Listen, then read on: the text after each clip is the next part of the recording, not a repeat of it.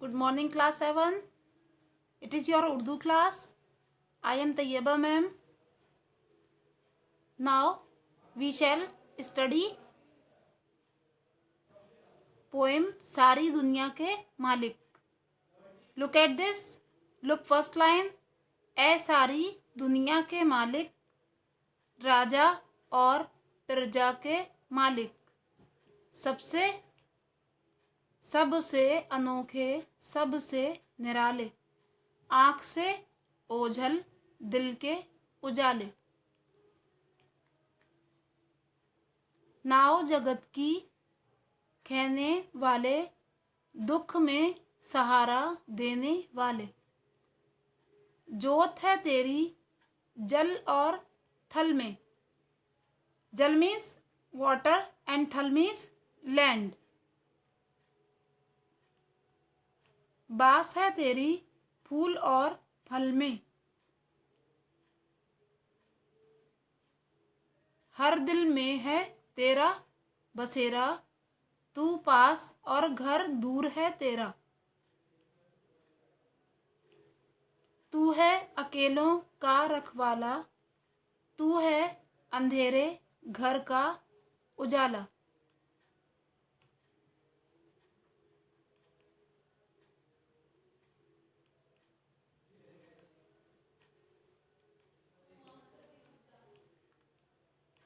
Now repeat with me. ए सारी दुनिया के मालिक, राजा और प्रजा के मालिक, सबसे अनोखे, सबसे निराले,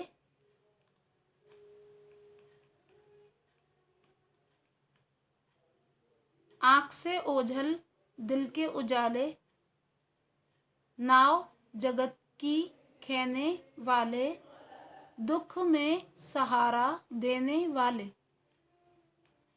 जोत है तेरी जल और थल में, बास है तेरी फूल और फल में, हर दिल में है तेरा बसेरा, तू पास और घर दूर है तेरा. तू है अकेलों का रखवाला,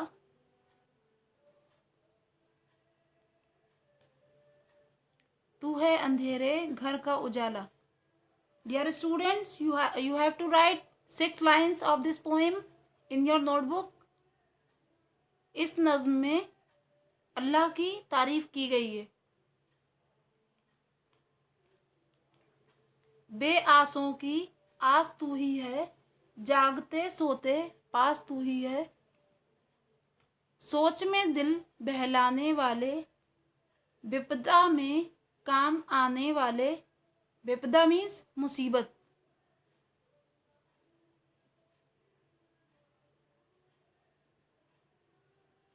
पलते हिलते हैं पत्ते तेरे हिलाए, खिलती हैं कलियां तेरे खिलाए, तू ही डुबोए, तू ही तिराए, तू ही बेड़ा पार लगाए. Now look words meaning. प्रजा रियाया, जगत दुनिया ये संसार, नाव खेना नाव चलाना, जोत रोशनी, जल पानी, थल जमीन या रेगिस्तान. सारी दुनिया के मालिक. बास मीन्स बू, आस उम्मीद, विपदा मुसीबत परेशानी. Now pay attention. जब कोई हमसे दूर हो जाता है और नज़र नहीं आता तो उसे आँखों से ओझल होना कहते हैं. नाव जगत की खेने वाले से मतलब यह है कि खुदा इस दुनिया का निज़ाम चला रहा है, मैनेजमेंट चला रहा है. जल और थल में खुदा की जोत होने का मतलब है कि दुनिया में हर जगह उसकी रोशनी है, वो हर जगह है. बेड़ा पार लगाने का मतलब है कामयाब हो जाना. Next, think and tell. First, पहले शेर में राजा और प्रजा का मालिक किसे कहा गया है. आफ्टर दैट, फूल और फल में खुदा की कौन सी खूबी का जिक्र है? नेक्स्ट क्वेश्चन, तू है अंधेरे घर का उजाला, यहाँ तू से क्या मुराद है? Now complete these sentences with the help of these words. First word is right. You have to choose correct one. First, सब डैश अनोखे सबसे निराले, में and से. You have to select one word. What is right? Next, जोत है dash जल और थल में, तेरी या मेरी. नेक्स्ट, बास है तेरी फूल और डैश में, जल और फल.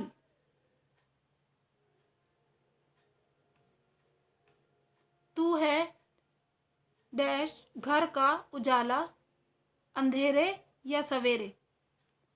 लास्ट सेंटेंस, सोच में दिल डैश वाले, रुलाने बहलाने.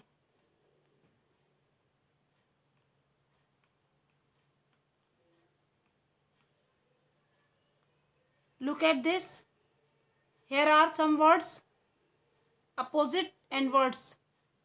You can say mutazad, lafz and mutazad, words and opposites.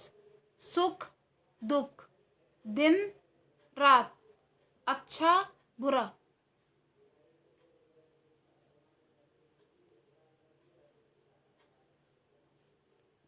इसे जिद भी कहते हैं. अलिफ के तहत ये here you look, it's line अलिफ एंड इट्स लाइन ऑफ बे. अलिफ के तहत लिखे हुए अल्फाज बे में लिखे हुए अल्फाज की जिद हैं, मीन्स अपोजिट हैं. जैसे काला की जिद सफ़ेद, सुबह की जिद शाम. इसी तरह इन लफ्ज़ों के मुताजाद बनाइए या लिखिए. फर्स्ट, राजा, सोना, डूबना, अंधेरा, पास, जल. तैरना, इसका अपोजिट लिखना है आपको. और हियर दूर, दूर का वर्ड लिखना है आपको. मतलब each word you have to write the opposite of each words. You look, जागना, परजा, उजाला. हियर ब्लैंक डैश, उजाला, अंधेरा, परजा. यहाँ what is the words? राजा, तैरना, डूबना, दूर, पास, थल, जल, जागना, सोना. You can do it by yourself. Now make sentences with the help of these words. इन लफ्ज़ों से जुमले बनाइए. मालिक, नाव, बसेरा, घर, फूल एंड रखवाला. Here are matchings. नाव जगत की खेने वाले, दुख में सहारा देने वाले. I hope you have understand the poem very well. So you can match by yourself these sentences based on your poem or hamd. Okay, you do these work exercise and question answers in your notebook and 6 lines of the poem. Okay.